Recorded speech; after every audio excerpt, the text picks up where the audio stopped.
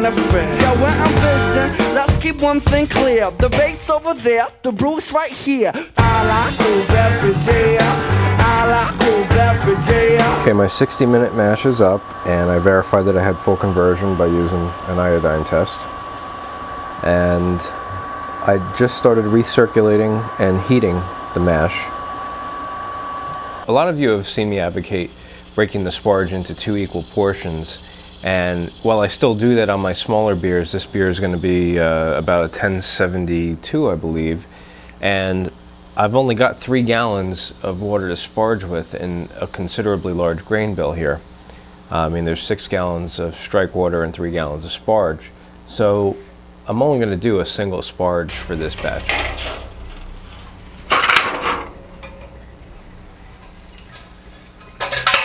I feed that down to the bottom of the kettle and turn the pump on.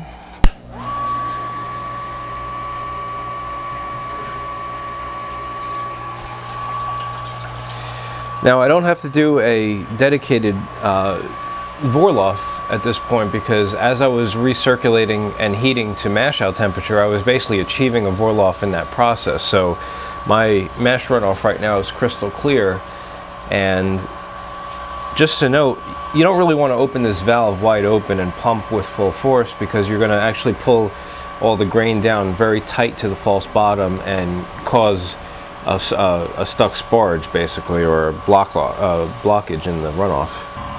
Okay, and now that I have a good 3 gallons in my kettle, I can go ahead and light the flame under it.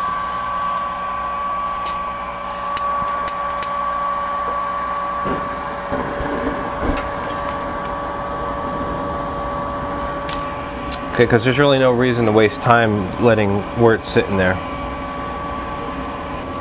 I'm getting ready to put my first sparge in there.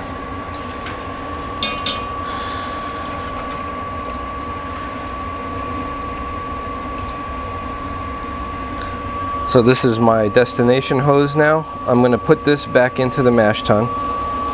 Make sure all your valves are closed.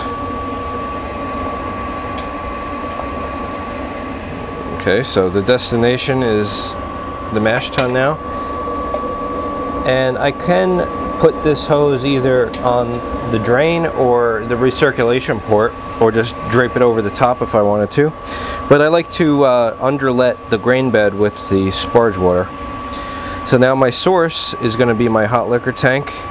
And again, just to make sure that I'm not going to suck too much air, I just open this valve carefully, get some water, and then close it.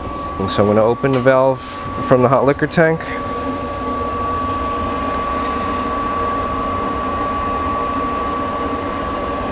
Open up the mash tun valve, and finally open up the pump valve.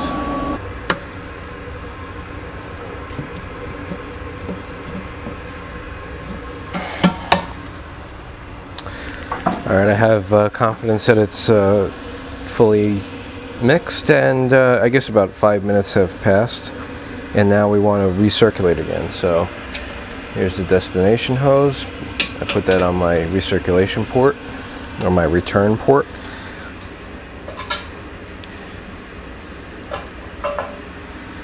Now we're taking the mash. Now I'm performing another short Vorloff after I've stirred in my sparge water, and this is of course to reset the grain bed and to create a clear runoff again. Because once you stir it, you reintroduce some grain particles underneath the false bottom. You don't have to run it very long. I would say that 1 or 2 minutes is fine. When that's completed, you just shut the valve to the pump. You don't have to shut the pump off. Now you take your return and now run that into the kettle.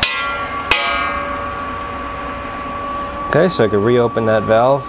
And now I'm pumping into the kettle, and because I've only added 3 gallons of sparge water, I want to run this pretty slow. I'm in no big hurry. I already have my wort in the kettle starting, you know, to heat up, so there's no huge hurry here to get all that wort into the kettle.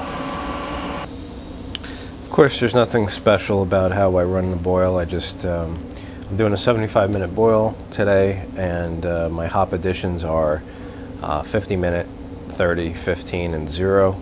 I'm using all EKG hops, pellets, and I just added the first bittering addition at 50 minutes, and I'm going to run it as per usual, and I will show you a little bit more about how I chill my wort when that's going to happen.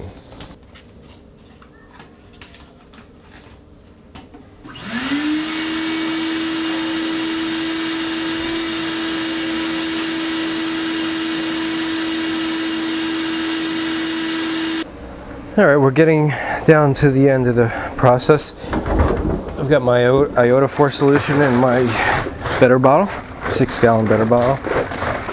Only got about a half a gallon or a gallon of solution in there. And while that's sanitizing, I'm gonna get my chiller ready. I got about 1 more minute left in the boil. So I'm gonna put my flame out hop addition in there. An ounce of EKG pellets. I'm going to throw that in there and call that a day. And I'm going to turn the flame out.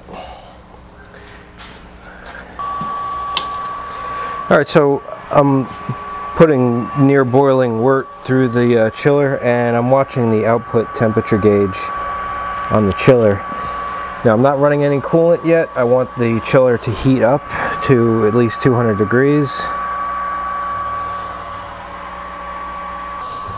Alright, so I got the iodophor out of the fermenter, and I'm just about ready to go.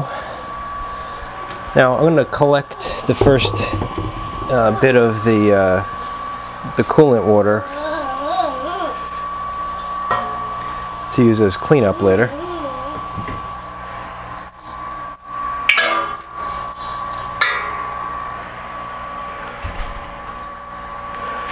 So I'm going to turn the coolant on.